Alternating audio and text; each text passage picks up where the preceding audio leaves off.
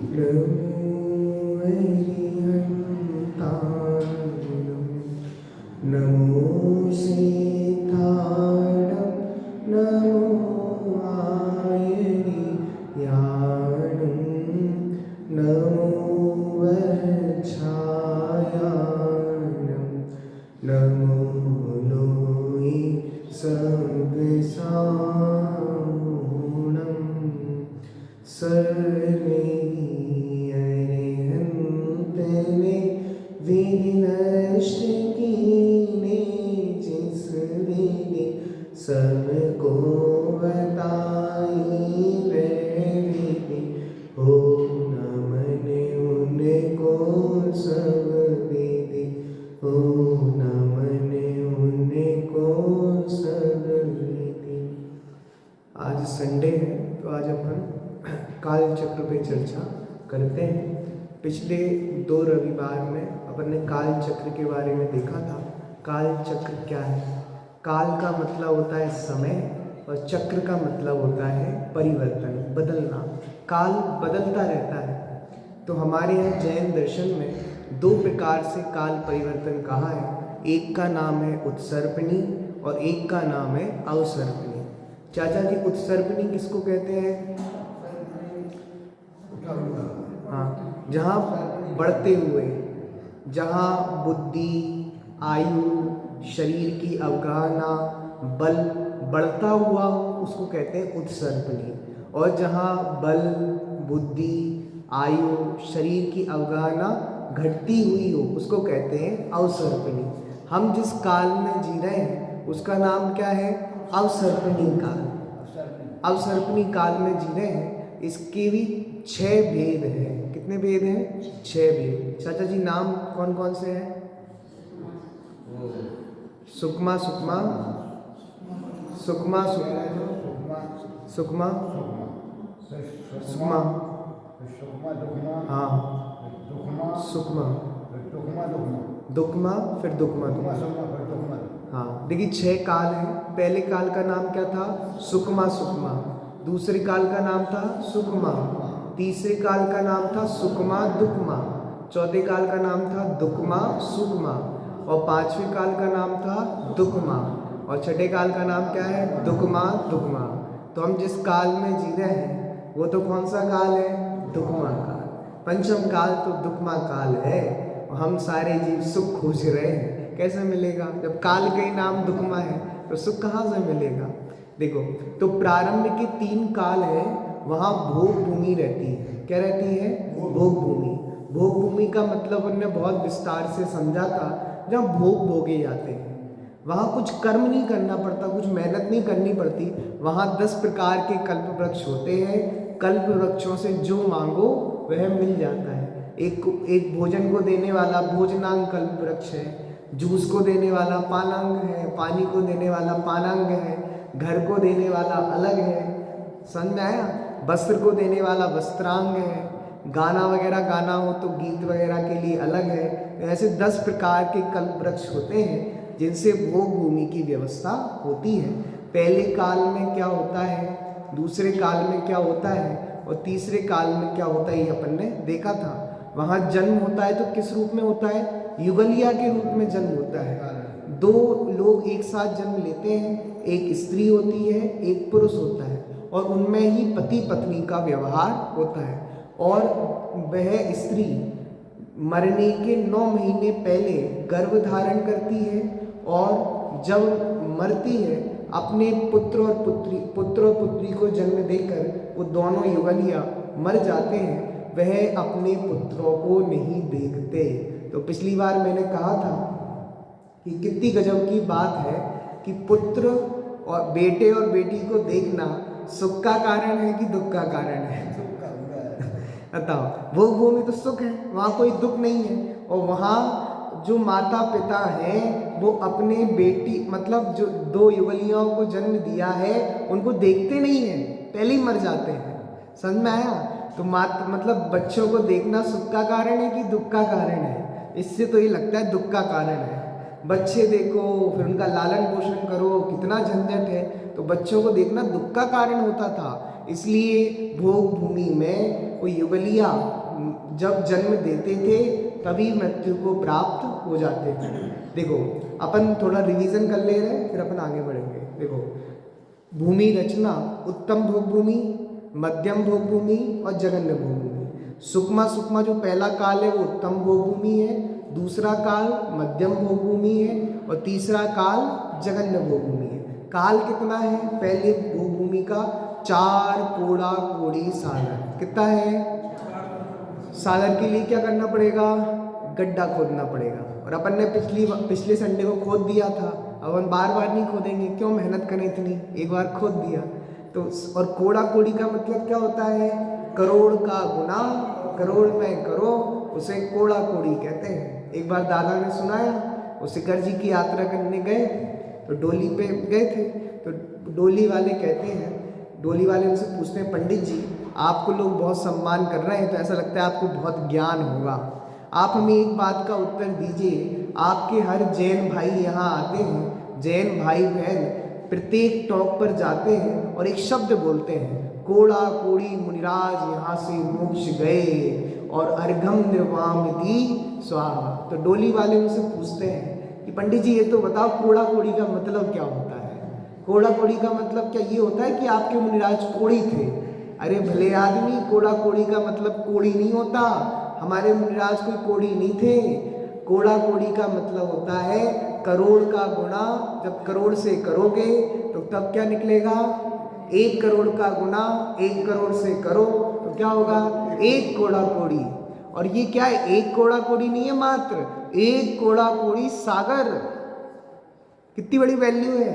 10 कोड़ा कोड़ी अद्धा पल्लों का एक सागर होता है। और 1 पल का कितना गड्ढा खोदो, फिर उससे असंख्यात गुना उद्धार पल, फिर उससे असंख्यात गुना अद्धा पल। अब ऐसा है, अपन ने कल उस पिछले संडे को गणित देख लिया था। समझ गए? चलो समझदारों को इशारा ही काफी होता है। चलो तो ये तो नक्की हो गया। पहले काल का कितना है? 4 कोड़ा कोड़ी सागर। दूसरे काल का 3 कोड़ा कोड़ी सागर। और सबसे जघन्य भोग भूमि कितने काल है? 2 कोड़ा कोड़ी सागर। पहले काल की उत्कृष्ट आयु कितनी है? 3 पल्योपम। पल्य भी समझ लिया था, फिर 2 पल्योपम और फिर 1 पल्योपम। ये जघन्य आयु भी आप देख लेना। हाइट कितनी है पहली भोग भूमि वाले जीवों की? 3 कोस, लगभग 9 किलोमीटर लंबी। और बीच दूसरे काल की कितने जीवों की? घट गई, क्योंकि कौन सा काल चल रहा है? अब सर्पनी, तो घटेगी कि नहीं घटेगी? घटेगी। तो कितनी हो गई? 2 कोस। 2 कोस मतलब 6 किलोमीटर के लगभग। और फिर तीसरे काल पे आ जाओ तो कितनी बची? 1 कोस, मतलब 3 किलोमीटर के लगभग। इतने लंबे लंबे लोग होते थे। आगे जघन्य आयु समझ लेना। हड्डियां, हड्डियां कितनी होती हैं पहले काल में? 256। फिर आधी कर दो कितनी जाएंगी? 128। फिर और आधी कर दो तो 64। और हमारी अब पूछेंगे इनसे, बताएंगे जिनवाड़ी में आएगा हमारी कितनी बची? या आपने तीसरे भी घटा दी आपने इतनी सारी। हार कैसा लेते हैं? भोजन बोलो। तो पहले काल के जो भोग भूमि के जीव बेर के बराबर आहार लेते हैं, फिर दूसरे काल के जीव बहेड़ा बराबर, और तीसरे काल के आंवला प्रमाण। कितने दिन बाद लेते हैं? तो पहली भोग भूमि के जीव 3 दिन बाद, दूसरी भोग भूमि के जीव 2 दिन बाद और तीसरी भोग भूमि के जीव 1 दिन बाद। समझ में आया? शरीर का रंग होता है। और बहुत इंपोर्टेंट बात देखी थी, सम्यक्त पात्रता की योग्यता। हम मनुष्य हैं तो मनुष्य कब सम्यक्त के लिए योग्य होता है? 8 वर्ष के हो तब सम्यक्त की पात्रता होती है। पर भोग भूमि में जो प्रथम भोग भूमि है वहां पर रहने वाले जीव सिर्फ 21 दिन बाद सम्यक्त प्राप्ति की योग्यता वाले हो जाते हैं। कितने हो जाते हैं? और वो अपन ने क्रम घटाए थे ना, 7 चीजें, याद है किसी को? भूल गए? सुनाओ। 3 दिन में हाँ हाँ, अंगूठे चूसते हैं 3 दिन, और 3 दिन तक बैठना सीखते हैं। हाँ, और 3 दिन बाद तो उठ के गिरना। हाँ मतलब चलते तो हैं पर गिर जाते हैं। फिर 3 दिन सर पर दौड़ने लगते हैं। कितने हो गए ये? 4 पॉइंट हो गए। 12 हाँ 12 दिन हो गए। 5वां पॉइंट, फिर युवा हो जाते हैं। हाँ नहीं युवा एक और रह गया, छठे में युवा होते हैं, 5वां रह गया। 5वां क्या था? याद करो याद करो। चलो मैं भी भूल गया, दिक्कत। हाँ ये रहा। हाँ बैठना, अस्थिर गमन, स्थिर गमन, कला, कला की प्राप्ति हो जाती है 3 दिन में।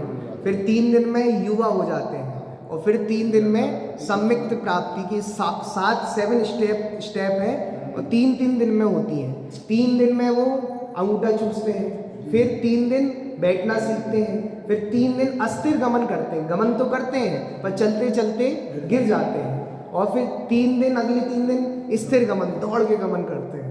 फिर अगले 3 दिन कला गुणों की प्राप्ति हो जाती है, फिर 3 दिन युवा हो जाते हैं, फिर अगले 3 दिन सम्यक्त प्राप्ति की योग्यता। तो 7 स्टेप है, 7 × 3 = 21। तो 21 दिनों में सम्यक प्राप्ति की योग्यता उनको हो जाती है। ये कौन सी भोगभूमि की बात है?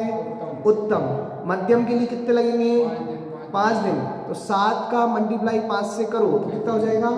35 दिन। मतलब वो 5 दिन तक अंगूठा चूसेंगे, फिर 5 दिन तक बैठना सीखेंगे, फिर 5 दिन तक अस्थिर गमन करेंगे, फिर 5 दिन तक स्थिर गमन करेंगे, फिर 5 दिन कला गुणों की प्राप्ति होगी, फिर 5 दिन युवा हो जाएंगे, फिर 5 दिन सम्यक प्राप्ति की योग्यता हो जाएगी। और उत्तम और जघन्य भोगभूमि वाले कितना लगेंगे? 7 दिन। की शक्ति घट रही ना तो दिन बढ़ रहे हैं। तो देखो आगे इतनी चर्चा अपनी हो गई थी।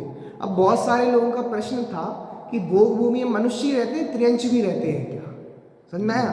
जैसे हम अभी मनुष्य हैं, तुम्हारे साथ गाय भैंस बिल्ली सब रहते हैं ना, तो भोगभूमि में भी ऐसी व्यवस्था है क्या? तो देखो हाँ, भोगभूमि के तीनों कालों में जिस प्रकार मनुष्य के युगल कल्प वृक्ष संबंधी आहारों से संतुष्ट होकर प्रेम पूर्वक कीड़ा करते हैं, उसी प्रकार संतुष्ट चित्त के धारक त्रियंचों के जोड़े भी प्रेम पूर्वक कीड़ा करते हैं, वो भी आनंद पूर्वक रहते हैं। हाँ युगल रूप में ही रहते हैं, युगल ही जन्म लेते हैं, जिनकी भावना होती है साथ जिएंगे और साथ मरेंगे, तो सही में साथ में जन्म लेते हैं और साथ में ही मरते हैं। देखो उस समय कहीं सिंहों के युगल, कहीं हाथियों के युगल, कहीं ऊँटों के युगल, कहीं सूकरों के युगल और कहीं मद से धीमी चाल चलने वाले ब्यागों के युगल कीड़ा करते हैं। कहीं मनुष्यों के बराबर आयु को धारण करने वाले गाय, घोड़े, भैंसों के जोड़े अपनी इच्छा अनुसार अत्यधिक कीड़ा करते रहते हैं। इसका मतलब ये है भोगभूमि मनुष्य तो रहते ही हैं, पर उनके साथ कौन रहते हैं? त्रियंच भी रहते हैं। त्रियंचों के लिए भी वो भोगभूमि है। वहाँ रहने वाले ब्याग आदि भूमिचर, काक आदि नवचर, नवचर मतलब आकाश में गमन करने वाले, त्रियंच मांसाहार के बिना कल्प वृक्षों के मधुर फल भोगते हैं। अब कोई सोचे शेर है, शेर तो शेर को तो मांस चाहिए ना, लेकिन वहाँ मांस नहीं खाते शेर, तो क्या खाते हैं? जलेबी। जलेबी खाते होंगे? नहीं, उन्हें अमरचंद जी दीवान ने उस शेर को जलेबी खिला दी थी, तो लगता है यहीं से आइडिया लिया होगा। ऐसा नहीं है, वहाँ भी कल्प वृक्षों के द्वारा जो फल प्राप्त होते हैं उसको लेते हैं। मनुष्यों के समान त्रियंचों के भी अपनी अपनी योग्यता अनुसार फल, कंद, तृण, अंकुर आदि के भोग होते हैं। इन कालों में स्त्री को आर्या कहकर बुलाते होंगे ना, तो स्त्री को कोई उसका जो पति हो गया आर्या, और स्त्री पुरुष को आर्य कहकर पुकारती है। संबोधन है, कितना मधुर संबोधन है, आर्य और आर्या। आर्या और आर्य भोग भूमिज स्त्री पुरुषों के साधारण नाम है। कौन से नाम है? साधारण नाम। उस समय सबकी एक ही उत्तम जाति, वहाँ कोई जाति का भेद नहीं होता, वहाँ कोई वर्ण व्यवस्था नहीं है कि ये ब्राह्मण है, ये वैश्य है, ये क्षत्रिय है, ये शूद्र है। वहाँ कोई भेदभाव नहीं है, कोई नौकर, कोई मालिक, ऐसा भेदभाव नहीं है। वहाँ पे सब बराबर है। देखो वहाँ ब्राह्मण आदि 4 वर्ण नहीं होते, ना ही 80 मसी आदि सटकर्म होते। वहाँ कोई काम तो करना नहीं पड़ता, कोई काम करना पड़े तो कर्म भूमि हो जाए। सब भोग कल्प वृक्षों से प्राप्त होते, इसलिए क्या है? भोग भूमि है। वहां ना सेवक स्वामी का संबंध होता, ना भेषधारी साधु ही, ना भेषधारी साधु होते, क्योंकि हमने पढ़ा था भोग भूमि में चौथे गुणस्थान से ऊपर गुणस्थान नहीं होता। वहां आप सम्यक दर्शन तो प्राप्त कर सकते हैं, लेकिन अनुव्रत और महाव्रत अंगीकार नहीं कर सकते। तो भोग भूमि में आपको मुनिराज देखने को नहीं मिलेंगे, और कदाचित देखने को मिल जाए तो वो चारण रिद्धिधारी मुनिराज होंगे जो यहाँ भरत या ऐरावत क्षेत्र से वहाँ गए होंगे। जा सकते हैं, चारण रिद्धिधारी मुनिराज को कहाँ निषेध है। देखिए, वे सभी स्वभाव से वहाँ के प्राणी सब विषयों में मध्यस्थ रहते हैं, ना मित्र होते हैं ना शत्रु होते हैं। वे सभी स्वभाव से अल्प कसाई होते हैं। पता ही अल्प कसाई जीव होते हैं, कोई कषाय परिणाम नहीं होता, इसलिए नियम से मरकर देवगति में जाते हैं। नियम है चाचा जी, क्या नियम है? भोग भूमि के जीव मरकर क्या बनते हैं? देवगति में जाते हैं। करणानुग का स्पष्ट नियम है। अगर सम्यक दृष्टि हो तो वो जाएगा वैमानिक में, और मिथ्या दृष्टि हो तो वो जाता है भवनत्रिक में। भवनत्रिक मतलब पिंपी भैया, भवनत्रिक मतलब भवनवासी, वैंतर, ज्योतिषी। भवनत्र, भवनत्र मतलब तीन है उसमें, भवनवासी, वैंतर और ज्योतिषी। समझ में आया? छेड़ला में प्रयोग किया ना, क्या प्रयोग किया? नहीं, चलो छोड़ो, आपको याद नहीं आ। देखो क्या कह रहे हैं, भोग भूमि के जीव अल्प कषाई हैं, बहुत कम कषाय होती है, न किसी से दुश्मनी है न किसी से मित्रता है। हम उनकी भाषा में बोले तो ना काऊ से दोस्ती ना काऊ से बैर, ऐसी स्थिति वाले जीव हैं। तो नियम से मरकर देवगति में जाते हैं। मिथ्या दृष्टि हो तो भवनत्रिक में जाते हैं, और सम्यक दृष्टि हो तो वैमानिक में जाते हैं। और वैमानिकों में भी ऐसा नियम है, सिर्फ स्वधर्म और ईशान स्वर्ग तक जाते हैं, उसके आगे नहीं जाते। समझ में आया? बताओ, समझ में आया? भोग भूमि से मरकर कोई जीव भोग भूमि में ही जन्म नहीं लेता। देखिए, सिर्फ देव बनते हैं, वो इतने अल्पकशायी जीव होते हैं। इस प्रकार ये कहा जा सकता है कि भोग भूमि का काल उत्तम काल। लग रही ना कितनी सुंदर व्यवस्था? पहले दो अपन ने सुनी थी तो कितना अच्छा लग रहा था। एक बार भोग भूमि में जन्म हो जाए फिर तो आनंद मंगल, रहेंगे सागरों तक, रहेंगे पल्लियों की आयु, भोगेंगे बढ़िया आनंद से। तो क्या कहा था? अनंत बार रह लिया भोग भूमि में। कितनी बार? अनंत बार जन्म ले लिया, पर आत्मा को जाने बिना तो भोग भूमि में भी सुख नहीं है, क्योंकि आत्मा को जाने बिना तीन काल तीन लोक में कहीं भी सुख है ही नहीं। जहाँ प्राणियों को सर्व प्रकार की बाह्य अनुकूलताएं मिलती हैं, भोग भूमि सब अनुकूलताएं मिलती हैं। अब क्या घटना घटने वाली है? तीन कालों की चर्चा पूर्ण होने को है। अब एक घटना घटेगी जो बहुत अद्भुत है, किंतु ये प्रसिद्ध कहावत है, सवे दिन जात न एक समाना। ये प्रसिद्ध कहावत है, सारे दिन एक से नहीं होते, सभी दिन एक समान नहीं होते। भोग भूमि का काल भी भरत एवं ऐरावत क्षेत्रों में एक सा नहीं रहता।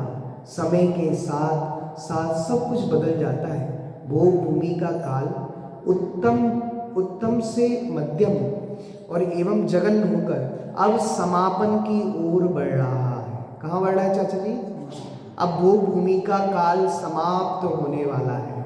इसमें लगभग 9 कोड़ा कोड़ी सागर का काल व्यतीत हो जाता है। कितना काल व्यतीत हो गया?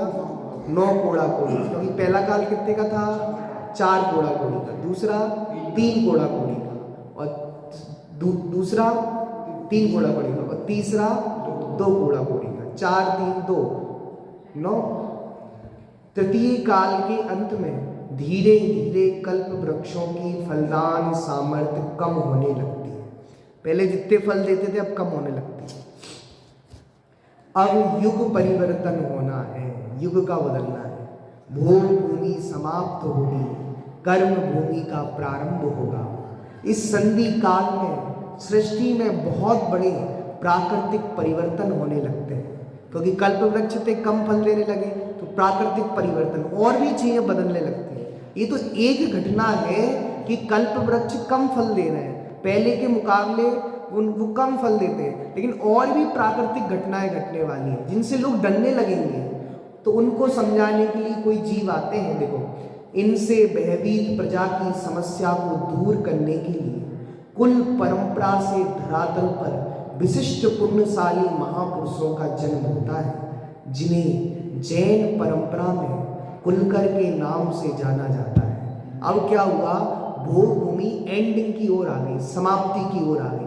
तो कुछ अजीबोगरीब घटनाएं घटने लगी, जिनको देखकर लोग डर जाते हैं, भयभीत हो जाते हैं। तो उन लोगों को समझाने के लिए, सांत्वना देने के लिए कुलकर वहां उपस्थित होते हैं। तो देखिए कुलकर की व्यवस्था, भोग भूमि के अंतिम चरण में भरत एवं ऐरावत क्षेत्रों के आर्य खंडों की भूमि पर अत्यंत युगांतरकारी प्राकृतिक एवं जैविक परिवर्तन होते हैं। इन परिवर्तनों से अनभिज्ञ एवं भयभीत मानव जाति को इन परिवर्तनों के अनुकूल सामंजित होने का उपदेश देने वाले कुछ महापुरुषों का जन्म तृतीय काल के अंत में भरत एवं ऐरावत क्षेत्रों में होता है, जिन्हें जैन ग्रंथों में मुख्य रूप से कुलकर कहकर पुकारा है। क्या कहकर पुकारा है? और हिंदू परंपरा में उनको मनु कहकर बुलाया जाता है। क्या कहकर? आपने सुना ही होगा, हिंदू परंपरा में मनुओं का बहुत महत्व है। एक मनुस्मृति नाम का ग्रंथ भी है। जैन आगमों में कहा है, जब चतुर्थ काल प्रारंभ होने में पल्ल का 8वां भाग शेष रहता है, तब क्रम से 14 कुलकर उत्पन्न होते हैं। कुलकर कितने होते हैं? 14। और कब होते हैं? जब तीसरा काल समाप्ति की ओर है और चौथा काल प्रारंभ होने वाला है। तो उसमें क्या होते हैं? 14 कुलकर। कौन होते हैं? और कुलकर क्या करते हैं? जो लोग डर रहे हैं, प्राकृतिक परिवर्तन होने से डर रहे हैं, उनको समझाते हैं। देखिए क्या होते हैं। सुषमा दुगमा नामक तीसरा काल समाप्त होने में जब पल्ल का 8वां भाग प्रमाण काल शेष रह गया तथा कल्प वृक्ष भी क्रम से कम होने लगे, तब इस भरत क्षेत्र की दक्षिण दिशा में गंगा और सिंधु नदी के बीच आर्य खंड में 14 कुलकरों की उत्पत्ति हुई। उनकी उत्पत्ति कहाँ होती है? गंगा और सिंधु नदी के बीच में। यह प्रजा के जीवन जीने के उपाय का मनन करते हैं, अतः जानते, इसलिए मनु कहते हैं। मनु कहने के पीछे की कारण है, क्या कहते हैं? अब प्रजा भयभीत है, डरी हुई है, तो उनको समझाने के लिए मनन करते हैं, चिंतन मनन करते हैं, इसलिए इनका नाम क्या हो गया? मनु। आर्य पुरुषों की कुलों की रचना करने से कुलकर है। आर्य पुरुषों के कुल की रचना करते, इसलिए क्या? कुलकर। कुलम करोति इति कुलकरः, कुल को करते हैं इसलिए कुलकर है। इस तरह यहाँ इनको अनेक नामों से कहा है। कुलकर कहो, कुलधर कहो, युगादि पुरुष कहो, इत्यादि 14 कुलकर हुए। अब देखो 14 कुलकर क्या करते हैं, देखिए। तो इनके पास एक विशेष चीज होती है, देखो। वे इनकी मनु संज्ञा को सार्थकता बताते हुए कहते हैं। उनके पास क्या होता है? ये अपने अवधि ज्ञान एवं जाति स्मरण ज्ञान से भोग भूमिज मनुष्यों को जीवन के उपाय बताते हैं। अब कोई कहे ये तो हम में से बीच के एक व्यक्ति है ना, इनको कैसे पता चला कि ये घटना घटेगी, तो लोगों को सांत्वना कैसे देंगे? तो उनको जाति स्मरण ज्ञान होता है या अवधि ज्ञान होता है, उसके माध्यम से वो लोगों को समझाते हैं। वो क्या क्या घटनाएं घटती हैं वो सब आने वाली है, देखिए। इसलिए मुनिंद्रों द्वारा मनु कहे जाते हैं। स्थानांक सूत्र की वृत्ति में आचार्य अवैधदेव ने लिखा है कि कुल की व्यवस्था का संचालन करने वाला प्रकृष्ट प्रतिभा संपन्न व्यक्ति कुलकर कहलाता था। 14 कुलकरों के नाम। अब 14 कुलकर कौन कौन से होते हैं, उनके नाम यहाँ पर दिए हैं। देखिए एक बार नाम पढ़ते हैं। पहले कुलकर का नाम है प्रतिश्रुति। क्या है? प्रतिश्रुति। दूसरे का सन्मति, तीसरे का क्षेमकर, चौथे का सैमंदर, फिर छीमकर, फिर सीमंदर, विमल वाहन, चक्षुमान, यशस्वी, अभिचंद्र, चंद्रा, मरुदेव, प्रसेनजित और नाभिराय। नाभिराय कौन थे? आदिनाथ उनके पिता ही थे, राजा ऋषभदेव के। चलिए शादी में बुलक थे, बात भरत थे, वहाँ भरी होती है, शब्द कुलकरों का नाम बुलक थे। वही तो व्यवस्था करते हैं। त्रिलोक सार एवं जम्बूद्वीप प्रगति सूत्र में नाभिराय के पुत्र ऋषभदेव को 15वां कुलकर बताया है। आपने 14 कुलकर के नाम तो सुने ही हैं। अभी आदिनाथ भगवान को भी 15वां कुलकर कह दिया, क्योंकि उनने भी लोगों को 6 उपदेश दिए थे ना षट कर्मों के, असी मसी कृषि के, इसलिए उनको भी उपचार से कुलकर कह दिया जाता है। लेकिन होते कितने हैं? होते तो 14 ही हैं। आप मत सोचना फिर 1-2 और बढ़ा दे रहे, क्योंकि कह रहे हैं 16 कुलकर होते हैं, ऐसा भी लिखेंगे। तो देखो उनको 15वां कुलकर कहा, उपचार से कहा है, क्योंकि उन्होंने लोगों को असी मसी आदि का उपदेश दिया था कि हल कैसे चलाओ, खेती कैसे करो, व्यापार कैसे करो। तो उनने भी एक तरह से कुल की व्यवस्था संभाली थी, तो उनको 15वां कुलकर कहा है।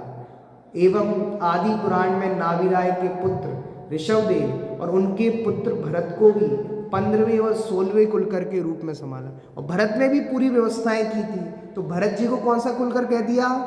16वां कुलकर। लेकिन इससे कुलकरों की संख्या नहीं बढ़ती चाचा जी, कुलकर तो कितने रहेंगे? 14, पर इनको उपचार से कुलकर कह दिया।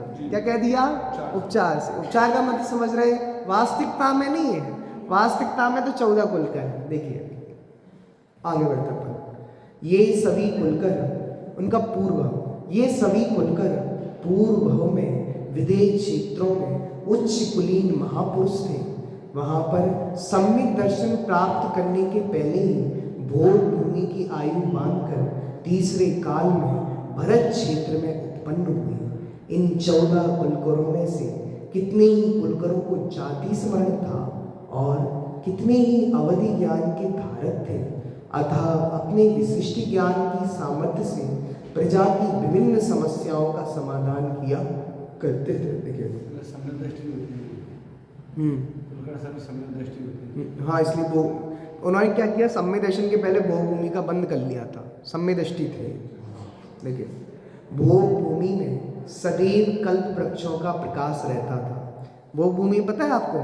कल्प वृक्षों, एक तेजांग नाम का कल्प वृक्ष है, उसका ही प्रकाश रहता था।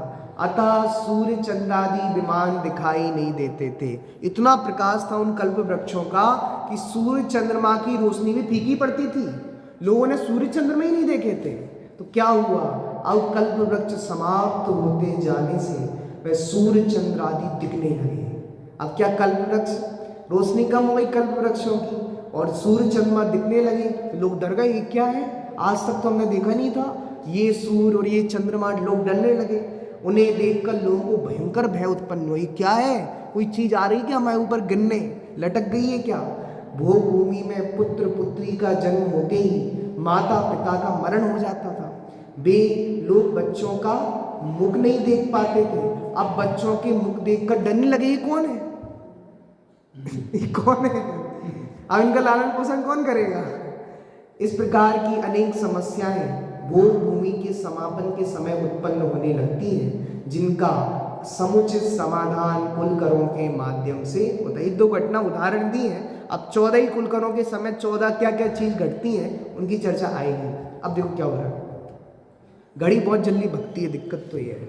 उस समय अपराधी को यदि इतना कह दिया जाता था कि हाँ अतः ये क्या कर दिया, वैसे तो भोग भूमि में अपराध नहीं होते थे। क्या नहीं होते थे? अपराध। अब कोई बाद में थोड़ी गलती कर देता था बाद के समयों में, तो पता है पहले क्या कहते थे, हाँ ये क्या कर दिया तुमने, इतना कह देते थे ना, तो लोगों को बहुत डर लगता था। इतना कह देने माँ से ऐसा लगता था सूली पे चढ़ा दिया। इतने मंद कसाई जीव थे और तुमने कह दिया हाँ ये क्या कर दिया, ऐसा नहीं करना चाहिए था तुम्हें। इतना सुनने पर तो ऐसा लगता था फांसी पे चढ़ गए, मर गए, सजा हो गई, ये तो बहुत बड़ी, हाँ कह दिया। बस इतना शब्द मात्र अपराधी के लिए सजा का कार्य करता था। इससे बड़ी सजा के रूप में मकार दंड व्यवस्था थी। कौन सी थी? मकार, मत करो। कोई गलत काम कर रहा हो ना तो पहले कोड़े नहीं पड़ते थे, जेल में नहीं डालते थे, रपट नहीं लिखाते थे, रिपोर्ट नहीं लिखवाते थे। क्या करते थे? माँ मत करो। इतना मात्र अगर किसी से कह दिया जाए ना तो उसको लगता था बहुत बड़ी सजा मिल गई, बहुत बड़ी सजा मिल गई, मतलब आजीवन कारावास मिल गया, ऐसा लगता था माँ कहने पे। और तीसरा था, अगर उससे भी बड़ा अपराध कर दिया हो तो धिक्कार है, तुम्हें धिक्कार है। ये शब्द सुनते ही ऐसा लगता था अब तो मर जाए, चुल्लू भर पानी में डूब के मर जाए, क्योंकि ये सबसे बड़ी सजा थी धिक बोलना। कोई ने छोटा अपराध किया उससे कहते थे हाँ, उससे बड़ा अपराध कर दिया तो माँ, और बहुत बड़ा अपराध कर दिया तो धिक्कार है तुम्हें। बोलो, इतने बात होते थे। मंदकशाही जीव है, और थोड़े ही शब्दों में बहुत भयंकर लगता था। सबसे बड़ी सजा थी धिक अर्थात धिक्कार है। इस प्रकार कुलकरों के समय आकार, मकार, धिक्कार ये 3 नीतियां दंड के रूप में प्रचलित हुई, क्योंकि ज्यों ज्यों काल व्यतीत होता चला गया त्यों त्यों मानव के अंतर मानस में परिवर्तन होता है। अब काल, पहले तो मंद कषाई जीव थे, कोई अपराध नहीं करता था, अपराध करने की जरूरत भी नहीं थी, सब अमीर है, कोई सेवक नहीं है, कोई नौकर नहीं है, सब संपन्न है। अब धीरे धीरे क्या होने लगा, कल्प वृक्ष घटने लगे, थोड़ी लोग कषाय बनने लगे। अब लोग लड़ते थे, अब इस कल्प वृक्ष में कम फल मिल रहे हैं इससे, तो लोग कहते हम लेंगे पहले। ऐसे पानी खत्म हो जाए घर का और सब कुछ पानी नहीं आया, मतलब पानी खत्म हो गया, अब टैंकर आता है पानी का, तो कैसे लड़ते हैं, पहले हम लेंगे फिर हम लेंगे। अब किसी कल्प वृक्ष में फल कम बचे तो लोगों की कषाय थोड़ी बढ़ने लगी ना, तो दंड प्रवृत्ति बढ़ने लगी, दोनों में अपराध प्रवृत्ति बढ़ने लगी। तो इन्होंने कुलकरों ने देखिए 3 प्रकार की दंड व्यवस्थाएं की थी। कितने प्रकार की? 3 प्रकार की। अधिकाधिक कठोर दंड की व्यवस्था की। कुल परंपरा से हुए 14 कुलकरों के सामने उपस्थित विविध प्रकार की समस्याएं, परिस्थिति और उनके द्वारा दिए गए उपदेश, ये बहुत सारे ग्रंथों से इस चार्ट में दिए हैं। पहले कुलकर का नाम क्या था? प्रतिश्रुति। तो प्रतिश्रुति कुलकर के सामने क्या घटना घटती है? आकाश में चंद्र सूर्य को देखकर प्रजा भयभीत हो जाती है। क्यों? देखो, ये चंद्र सूर्य नित्य ही है। तेजांग जाति के कल्प वृक्षों का तेज मंद पड़ने से अब प्रकट हुए हैं। इस प्रकार सूर्य चंद्र का परिचय देकर प्रजा का भय दूर किया। तो क्या हुआ? अब चौथा काल निकट आने लगा, तो पहली घटना क्या घटी? सूर्य चंद्रमा दिखने लगे, पहले दिखते नहीं थे। तेजांग नाम का कल्प वृक्ष था, उससे वो छिप जाते थे, इतना प्रकाश था उन कल्प वृक्षों का। बताओ, इसलिए भोग भूमि में दिन रात की कोई व्यवस्था नहीं थी। क्यों? दिन रात की व्यवस्था तो सूर्य चंद्रमा से होती है। जब सूर्य चंद्रमा ही नहीं दिखते तो काय का दिन काय की रात? समझ में आया? भोग भूमि में दिन रात की कोई व्यवस्था नहीं है, क्योंकि वहां सूर्य चंद्रमा दिखते ही नहीं है, वहां तो कल्प वृक्षों का प्रकाश बना रहता है। अब धीरे धीरे भोग भूमि समाप्त हो रही है, तो तेजांग नाम के कल्प वृक्ष का प्रकाश धीमा पड़ा और सूर्य चंद्रमा दिखने लगे। लोग डरने लगे, अब क्या हो गया, अब क्या होगा, ये क्या है, ये क्या है? तो उस समय प्रतिश्रुति नामक कुलकर उनको समझाते हैं, घबराने की बात नहीं है, ये तो सूर्य चंद्रमा थे जो तेजांग नामक कल्प वृक्ष के कारण छिप गए थे, दिखते नहीं थे, अब वो दिखने लगे हैं, इससे तुम्हें कोई भी दिक्कत होने वाली नहीं है। तो सारी प्रजा, जितने लोग होते हैं, सब शांत हो जाते हैं। अब दूसरी घटना घटती है। क्या घटती है? देखिए, सूर्य के अस्त होने पर तारा अंधकार और तारा पंक्तियों को देखने से प्रजा भय उत्पन्न हुआ। अभी तो सूर्य चंद्रमा दिखे थे, अब और फीकी पड़ने लगी उनकी रोशनी। अब क्या दिखने लगे? तारे भी दिखने लगे, अंधकार भी होने लगा। सो लोग डरने लगे, रात क्या होती? रात तो हमने जानी नहीं थी आज तक, बहुत अंधकार होता है, बहुत अंधकार होता है, तो अंधकार तो हमने देखा ही नहीं था। तो एकदम डरने लगे, अंधेरा कहाँ से हो गया, ये तारे कैसे दिख रहे हैं? तो सनमति नामक कुलकर थे, वो आपको वो समझाते हैं कि तेजांग कल्प वृक्ष सर्वथा नष्ट हो चुके हैं। ऐसा ज्ञान कराकर अंधकार और तारागणों का परिचय देकर भय दूर करते हैं कि सुनो, जो तेजांग नामक कल्प वृक्ष वो नष्ट ही हो गए हैं, अब उनका प्रकाश नहीं रहेगा, अब तुम्हें रात भी देखनी पड़ेगी। और इस तरह वो दूसरे कुलकर उनको समझाते। आपको लग रहा हो क्या मजाक चल रहा है? क्या मजाक चल रहा है? मजाक नहीं चल रहा है, उस समय बहुत बड़ी बात थी। बहुत बड़े विद्वान होते हैं कुलकर, कोई छोटे मोटे नहीं होते। क्योंकि उस समय हमें सूर्य चंद्रमा का परिचय ही नहीं हो और हमको कोई बताया सूर्य चंद्रमा है, तो आपको नया लगेगा ना, आपको शांति मिलेगी। अभी हम जानते हैं तो हमें मजाक लग रहा होगा, ये क्या फालतू बात पढ़ा रहे हैं, और ये लिख क्यों दी? एकदम कोई फालतू बात नहीं है, बहुत बड़े विद्वान होते हैं, सारी प्रजा के पालक होते हैं, इनको कुलकर कहते हैं। अब क्या हुआ? धीरे धीरे एक घटना और घटी। ब्याग आदि त्रियंचों में क्रूर परिणामों को देखकर प्रजा में भय और व्याकुल था। उस समय शेर भी आता था, सब खेलते थे, ब्याग भी आता, सब खेलते थे। अब वो शेर और ब्याग में क्रूरता बढ़ रही है, अब वो डराने लगे इन लोगों को। दहाड़ने लगे हैं, तो लोग उनसे भयभीत होने लगे। तो कुलकरों ने कहा सुनो, तीसरे कुलकर क्या कहते हैं, क्षेमंकर, काल के विकार से त्रियंच क्रूरता को प्राप्त हुए हैं, अतः अब इनका विश्वास कदापि नहीं करना, ऐसा दिव्य उपदेश दिया। अब काल का प्रभाव से ये अब पशु आदि क्रूर हो चुके हैं, इसलिए अब तुमको मैं उपाय बताता हूँ, इनसे दूर ही रहना, इनकी नजदीक मत करना। इस तरह तीसरे कुलकर ने उनको समझाया। अब आगे की चर्चा अपन बाद में लेंगे कि चौथे कुलकर, पांचवें कुलकर और क्या समझाते हैं। इस तरह 14 कुलकर के समय 14 घटना घटी थी। आगे की चर्चा में सहजानंद।